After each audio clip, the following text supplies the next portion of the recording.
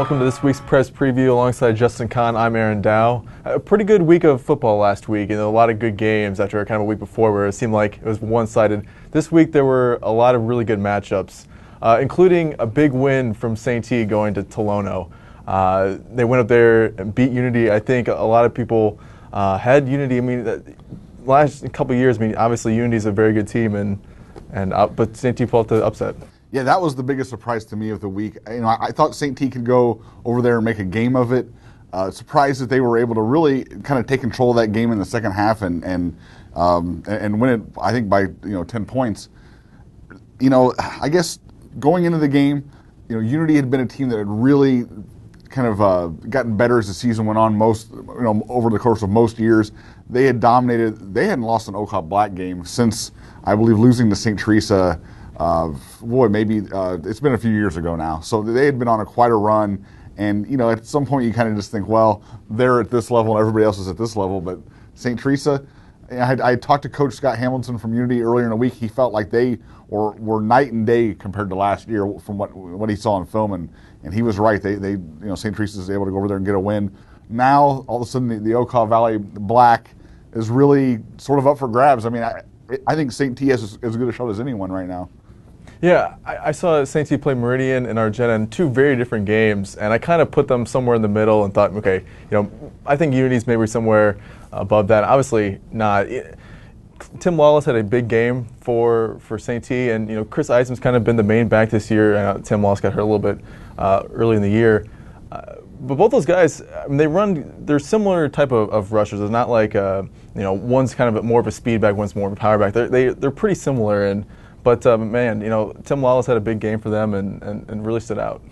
It'll come down to week 9 with, of course, Monticello has a big one this week we'll talk about here in a minute, but it'll come down to week 9 probably with St. T and Monticello in that game, and I really think that's anyone's game at this point. Monticello is obviously a very good team. They're undefeated right now, but they don't look unbeatable. They're not putting up scores that you're like, oh no, this is some kind of huge juggernaut. St. T's got to look at that one and go, we can win that one. In fact, I think it's possible St. T can win out here and end up, 7-2, which definitely would exceed any expectations I had for St. Teresa this season. So, and it's kind of nice to get that week 9 game with Monticello kind of going into the playoffs a little bit of a warm up. Agreed. So obviously that was a huge win for St. Teresa. MacArthur sort of had a chance this week to get a similar type of win that would really propel them into the last part of their season, and they weren't able to beat Danville.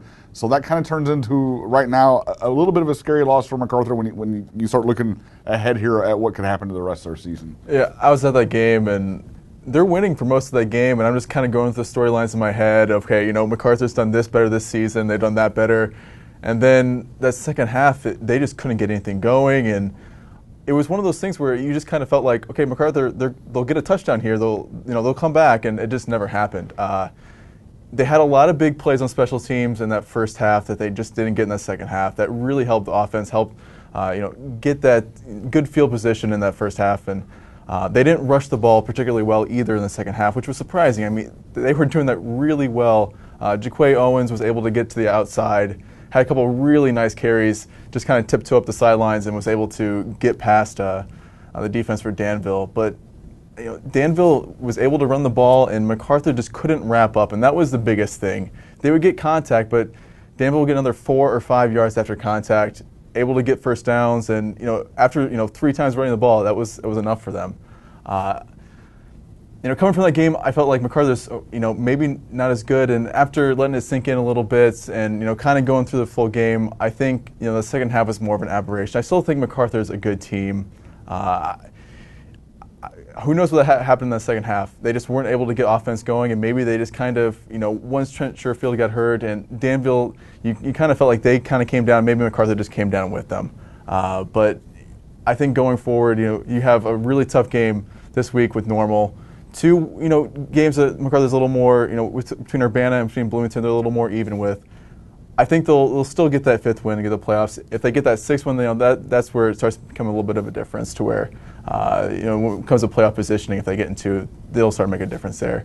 So I'm not too worried about MacArthur still, even after this, this loss last week. I think that second half was just, things didn't click. They had opportunities. There were a lot of missed opportunities that it would have gave them the game, but it just didn't work out. I kind of feel like line play on both sides of the ball has been an issue, over the years for MacArthur, and it's kind of biting them a little bit this year, where they just don't quite have enough on the D line to stop a power running game, and the O line can play really well in spurts, but they have to get that running. They have to have that running game going at all times, or it makes it awful tough. I mean, yeah, Devin Ingram has improved as a passer, but they still are really, everything that starts with them on the running game. If they don't have that going, it kind of hurts them. I really feel like this loss hurts them in a big way, because right now 7 wins is probably out of the question. And when you're talking about 6 and 5 wins, you're probably talking about a road game, and you're very likely talking about traveling to Springfield Sacred Heart Griffin or somebody to that effect. So, boy, I still think that there are a lot of 5A teams out there that MacArthur can beat up on, but you don't get the chance when you're 6 and 3 and 5 and 4 to get those type of games. So, definitely an unfortunate loss. A game, like you said in your story, they probably could have won, missed some extra points, which has kind of been on and off a problem. They won the game against Champaign Central because of extra points. So, that's something they really, you got to have all the holes plugged, especially in the Big 12. And when a couple break loose, then bad things can happen. There was one series where you can kind of point to and say, okay, if we have this, we'll be good. I mean, they had a 4th down, or it was 1st down at the 1 for Danville, and they stopped them 3 times. And on the 4th time, I mean, it was really, really close, and they gave Danville a touchdown.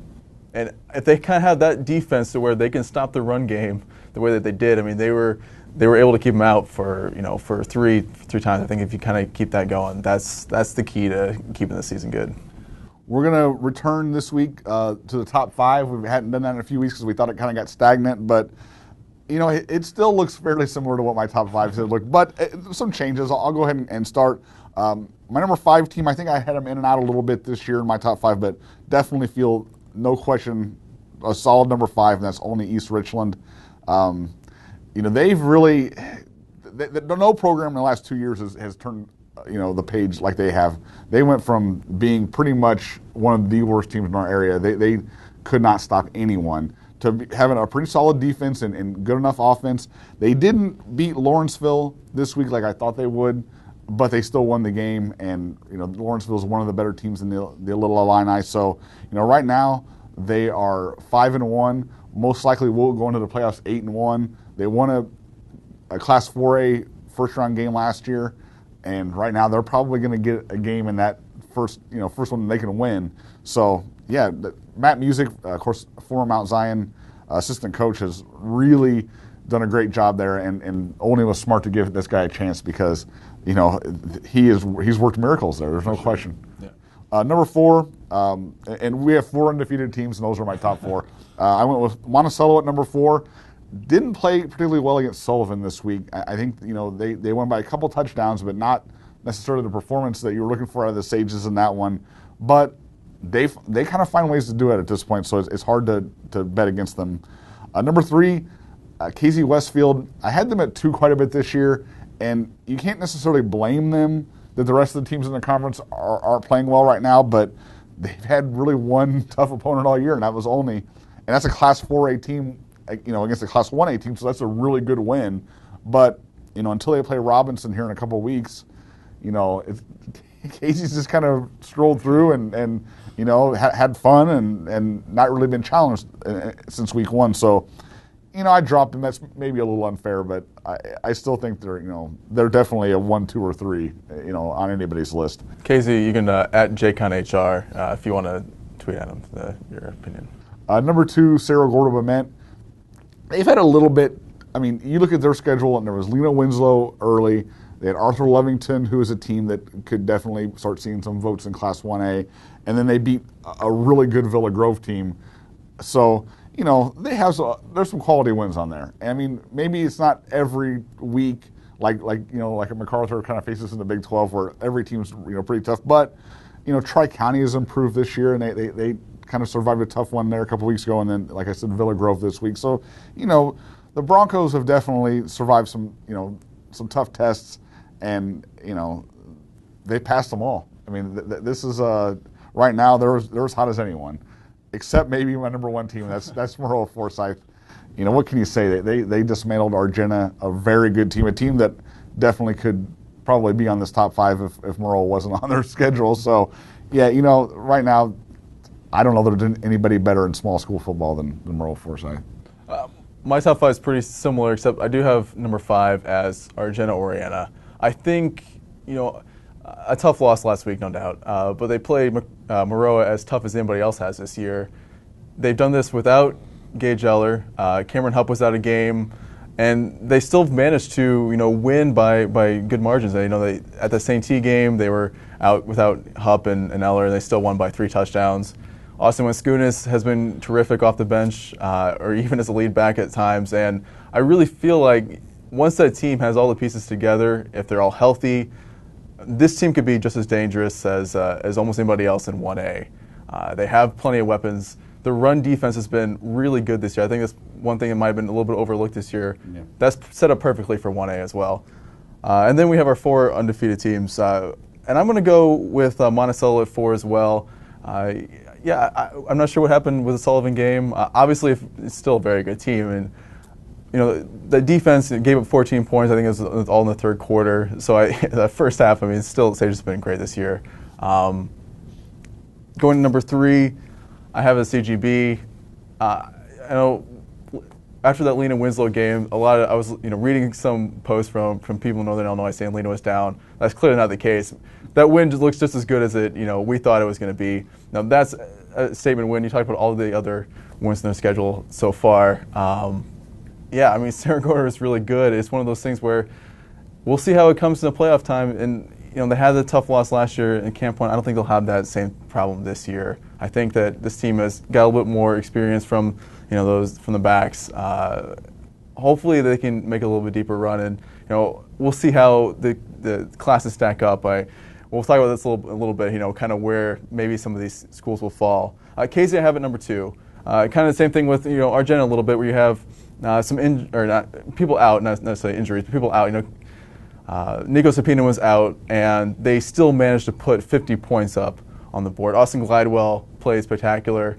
That's why I kind of have Casey at number 2. They were still able to do what they've done all season, really, without Stapina in there. Austin Glidewell really played well in that game for him last week. And Maroa at number 1. It's hard to, you're not going to be able to knock them off this year unless they lose. The way that they're playing, what they have on offense, what they have on defense, we'll see. I think, no matter where they end up, I think they're probably the favorites in whatever class that they're ending up at. Speaking of Maroa, we're going to talk a little bit about the playoffs, kind of take a look at some stuff that could be coming down the road a little bit in the playoffs. The big question is whether Maroa will end up in 1A like last year or 2A, which I know they want to be in 2A this year because, there's not, it was 1A, and plus they have some unfinished business. They feel like against Sterling Newman, they really would like to play them again after the beating they took a couple of years ago from the Comets. So, I think we looked at it and they were like maybe the second or third biggest team in 1A as far as what the IHSA has right now on their playoff outlook, which obviously doesn't mean anything until after the 9 weeks are over. So I think there's a pretty good shot that they end up in 2A, but it's going to be close. And I know that there are people out there who can, you can project every game kind of in the state, from now until, the last 3 weeks of the season, maybe say, okay, Maroa's here or there. If you do that, I would love to hear the results of that. I'm not going to quite get into that yet. I'll do that when week 9 gets here, but that's right now too many games and a little too far ahead. I think it would be cool to see Maroa end up in 2A, though. Speaking of Cerro Gordo, I think they would like to see him drop to 1A. Yeah, let's be honest. Having Maroa in 2A this year would be more fun. I think, some of those games early in the playoffs last year, there were total beatings, and the championship game was, a very good game and fun to watch, but I think maybe a little more fun to see Maroa end up in 2A. Yeah, no question. And, even in 2A, the first couple of weeks aren't going to be pretty. No, that's true. But, last year, in 2A in previous years, once they got to the quarters and semis, there were some pretty good games. Really last year until the state game, and really only one quarter of the state game, did anybody even compete with Maroa. Another team that I want to look at is Mount Zion. I really think they're going to get to 5-4. I really think that they're going to win these. They were 0-4. Now they've won 2. They have 3 more to win. I think they look good for them. I really think they're going to win these games. But then what do you get when you get to the playoffs? I guess at this point, that's kind of, for them, who cares? But it is probably going to be somebody like Rochester who might be they're the number one 4A team, and you can make an argument that they would be number one in 5A and ranked in 6A. They're that good. They could also get Muhammad Seymour, who they saw in week 1 this season. So, yeah, that would be rough, but, who cares? Just make the playoffs. I think that's all they care about at this point. Yeah, and I think a big thing for them, they only gave up 7 points last week to Charleston, and I know Miles Decker only had 7 carries. He's kind of been their main back all year, but that's huge for Mount Zion, who's had, it's been tough on that defense this year. That's a really good game out of them last week. I think that's a huge step forward, and you kind of put those little pieces together each week, and if they see someone like Muhammad, that would be great. Kind of see where they've progressed and how they've come along this year. If they play Rochester, that would be unfortunate, but that'd be good to see if play someone like Muhammad. That'd be a lot of fun. One last team, Tuscola looks pretty solid to be a 5-4 team. They have MAROA this week, Meridian in week 8, and Argenta in week 9.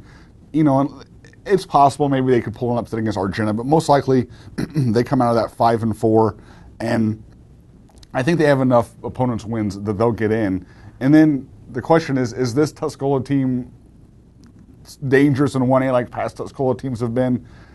I'm not sure. Offensively, they look like they're for real. Defensively, they've had some struggles here and there, but I still wouldn't want to be a 1A team from a small conference that doesn't play anybody outside their conference to all of a sudden play a Tuscola team that's been knocking their head against 2 and 3A teams all year. So that'll be interesting to see going forward. As far as games this week go, Aaron, it's almost a little bit like last week where there are not a ton of marquee matchups. Certainly, Monticello going to Tolono is a big one in that Oka Black race.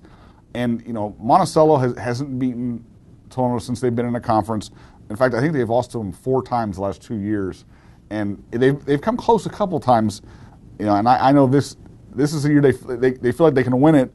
But, Tolono is still a dangerous team, even with the loss, now with 2 losses in the season. I still think it's a really dangerous team. Yeah, the other game I'm looking at is Arthur Lumington at Hammond at Villa Grove.